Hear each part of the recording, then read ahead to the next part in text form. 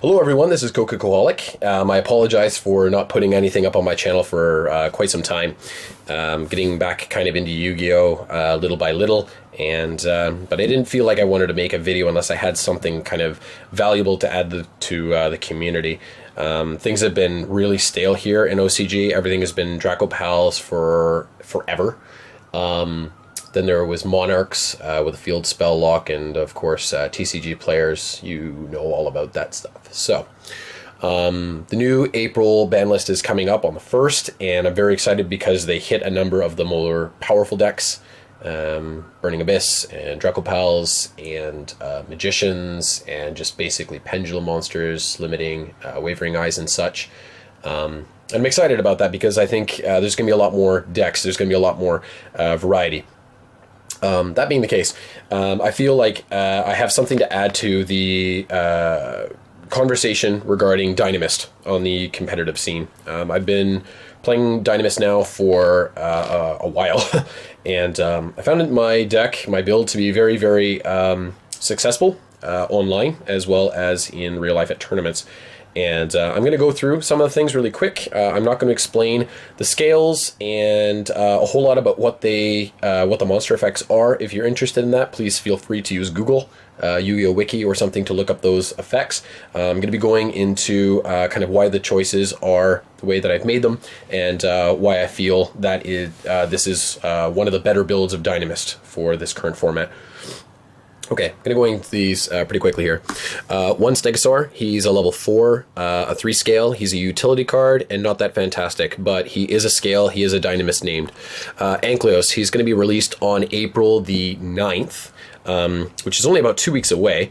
And anyway, he democks. He allows all of your monsters to become Dark Magician of Chaos, banish anything that's destroyed by Dinomist by battle. But again, he's a level 4 and he's a high scale and another name.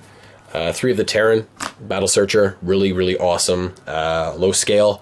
3 Plesios as a level 4 and a high scale. Another really, really good utility card in the deck. That's it for the 4s. For the 5s, I run 3 Brachion. Brachion, not that fantastic, but he can put himself on the board really easily if you need extra 5 or another monster, some more beat damage. 3 of the Ceratops. Again, he's really good if you have other Dinomist cards on board. As a low scale, 3 of Rex. He's really good because of his non-targeting spin. One of the 2 big Moss monsters for Dinomist right now. And I'm hoping actually that there's going to be some more cards released in the near future, but for the time being. Anyway, he's really good. And another level 5 high scale and a level 5 low scale is Spinos. Spinos should be coming to the TCG relatively soon, but he's really, really good because of the double strike, and there's really cool combos with like him in charge and Brachion, or him in charge and Ceratops, and just a really, really, really good card. Now, here's where my tech comes in. I run 3 Chronomaly Neeberdisk and 3 Chronomaly Golden Jet. I'll explain these cards. First off the bat, Dinomist is a very, very bad deck going first. There's not a whole lot you can really do except set up your cards on the field. Your monsters, you don't have any combo loop-de-loop-de herp-de-derp plays. And you can put up some protection, if you have a charge and you have completed scales, and put a monster on board, but that's about it. Neeberdisk basically gives you a first turn play. And if you go second and your opponent doesn't have something like a strike or a warning or something, you can put up some really gross fields. And anyway, 3 of him is to just basically get him as fast as possible so that you can get yourself a Chronomaly Golden Jet. First off the bat, they're level 4 machines, and so that gives you an array of different Exceed monsters you can go into. Jet allows you to boost Jet and Disc up to 5, being both machines. That gives you access to Cyber and Infinity, that gives you access to Volcasaurus, and another really, really good card in a pinch is Pallades.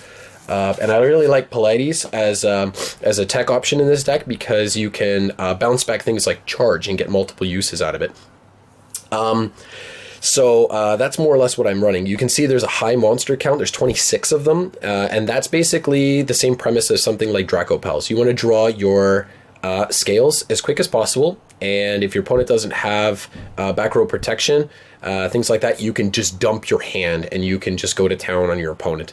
And anyway, so that's kind of the premise. I've been playing Dinomist more as a beatdown deck, and it's been working very, very well. With a higher number of Dinomist monsters available to be put in scales, their inherent protection as scales, comboed with something like charge, allows you to out-resource your opponent in certain circumstances. And I found that to be really, really good. Dinomist matches can be short if they're played well. That's the end of the monsters. Onto the spells, I only play 9. It's a pretty short spell lineup because there's so many monsters, but everything's pretty much important. 1 Harpy's Feather Duster, still legal in OCG. Really, really, really good card. I play 1 Instant Fusion. Instant Fusion allows you to go into Panzer Dragon, and I also play another card in my extra deck, Rare Fish. I'll get to that a little bit later. Limiter removal. Everything is machines, and it can just end games, wins games. 2 Dinomist Power Load. Makes all of your monsters Armades. Gives them a 300 attack boost, and this card has saved my bacon so many times and pushed through and allowed me to set up better boards, ensuring that like Terran's effect gets off, things like that. And it's just been awesome. And every single time I cut it, I end up going, wow, I wish I played another one. So playing this at 2 and enjoying it. 1 Wavering Eyes, who's limited by the ban list. I only ever played 2, but 1 can help you get the monster you need from your deck to your hand, whether it be, Terran Aplesios or something like that.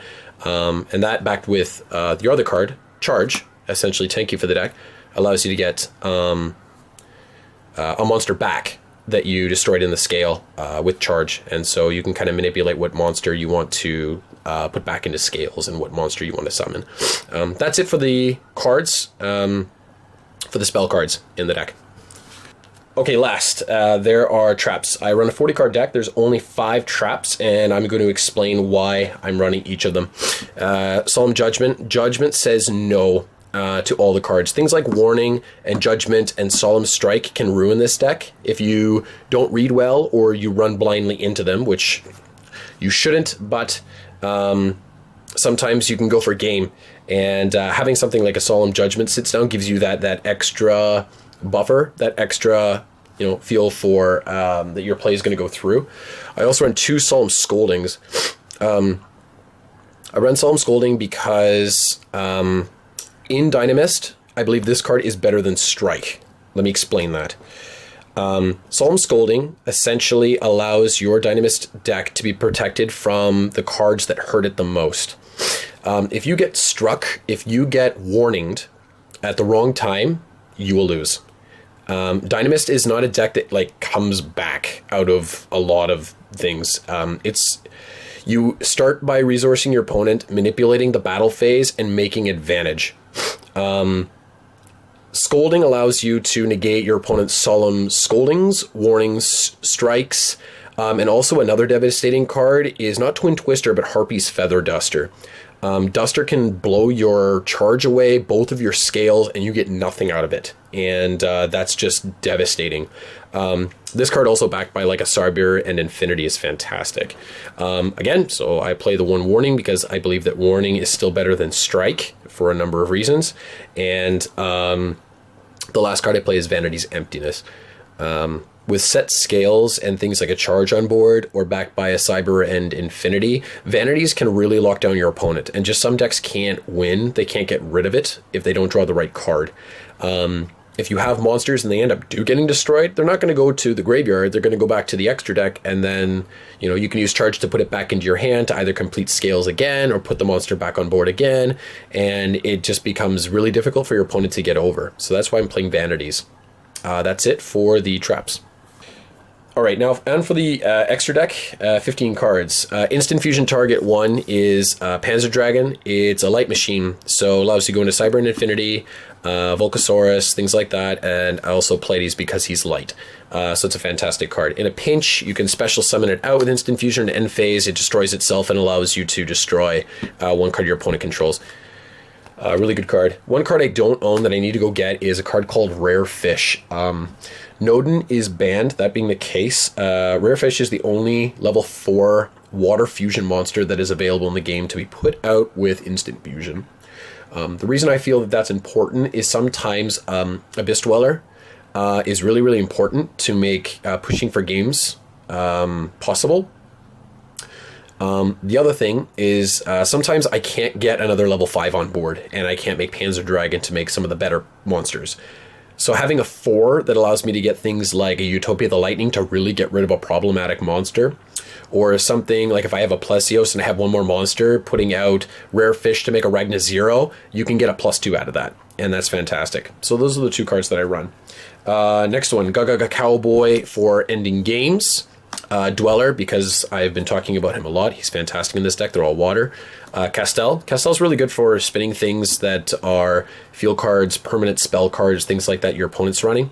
Ragna Zero, really, really awesome with Plesios. You can get lots and lots of pluses with that. Fort Hook and Makumek. These cards in Chronomaly really work well together because you can use Disc and Jet to make Hook, and then you run a number 5s to make a Makumek. And if your opponent has something with a 2800 attack or more, you can use Hook to bring it down to 0. Then use Makumek to burn your opponent for the 2800 damage. Hook goes up by 2800, and you can basically ram that monster with this, and that's 8000 damage, and that can be game. So just having this extra attack out of nowhere to win games is surprising. Your opponent might not see this coming, so it's really, really good.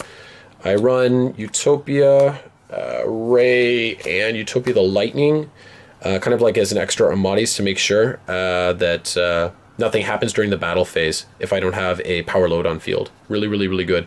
I play the 2 because it allows Utopia the Lightning to get 2 effects off. Very, very rare, but it can happen. Volcasaurus does a lot of damage, and with Guy Charger, which I don't own, so I need to go and get one. Pleiades, which I've already talked a bit about, and then Cyber, Nova, and Infinity, because the whole deck is level 4 and 5 machines, and the 4s, some of them make themselves 5, allowing you to put out Cyber and Infinity. So that's the end of the extra deck. Okay, I hope you enjoyed taking a look at the Dinomist deck that I've been running here in the OCG for several months now. I know TCG players, some that are playing Dinomist, are pretty excited about the prospect of Anklos and Spinos arriving in the TCG. Allows you to run more named monsters, which basically allows you to play less of other things like the Draco Slayer engine or other engines that might not be so beneficial for the deck. You can play it more in a pure form. And I find with cards like Charge that pure form can be very, very successful if played well and played right. And I'm really hoping with the release of Anklos that they're going to be releasing another spell or another trap. I have a hankering that it's going to be another spell card in the next set. And that being the case, I might do an update if something is released alongside Anklos in, I believe it's April 9th is the release, just a week after my birthday. So, anyway, that's it. If you have any comments, suggestions for the deck, please post them in the comment section below, and I will get back to you. I really like talking about Dinomist and Chronomaly and stuff, so if you have any advice or things, I'm glad to talk about that. Yeah, so that's going to be it for me. Please look forward to some more updates and hopefully some more deck profiles for me in the near future. All right, anyway, thanks for watching. Give a like if you enjoyed the video, and we'll talk again. All right, take care. Coco Coalholic signing out.